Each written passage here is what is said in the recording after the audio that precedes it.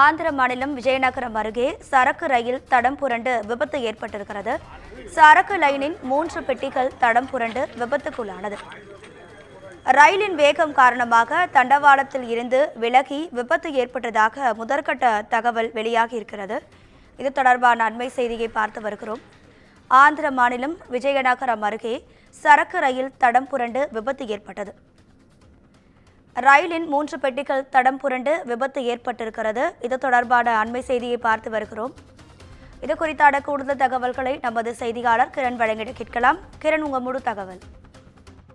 வணக்கம் ராதிகா. ஆந்திரா மாநிலம் விஜயநகரம் அருகே சரக்கு ரயிலின் 3 பெட்டிகள் தடம் புரண்டு விபத்து ஏற்பட்டது. சரக்கு ரயிலில் 3 பெட்டிகள் ரயிலின் வேகமாக காரணமாக தண்டவாளத்திலிருந்து விலகி விபத்து ஏற்பட்டுள்ளது. விபத்தில் ஒரு பெட்டி ரயில் பாதையின் குறுக்கே கவிழும் நிலையில் நின்றுவிட்டது. இதனால் அங்கு பெரும் பரபரப்பு சூழ்நிலை ஏற்பட்டுள்ளது.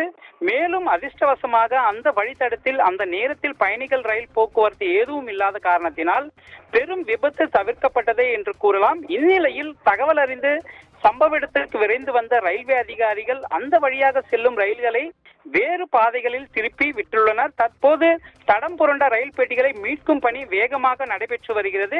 மேலும் ரயில் பெட்டிகள் தடம் புரண்டு பற்றி ரயில்வே போலீசார் வழக்கு பதிவு செய்து தற்போது விசாரணையானது நடைபெற்று வருகிறது. மேலும் தொழில்நுட்ப கோளாறு காரணமாக ரயில் பெட்டிகள் தடம் புரண்டதாக ரயில்வே அதிகாரிகள் தற்போது தகவலானது தெரிவித்துள்ளனர். ராதிகா, தகவல்களுக்கு நன்றி கிரண்.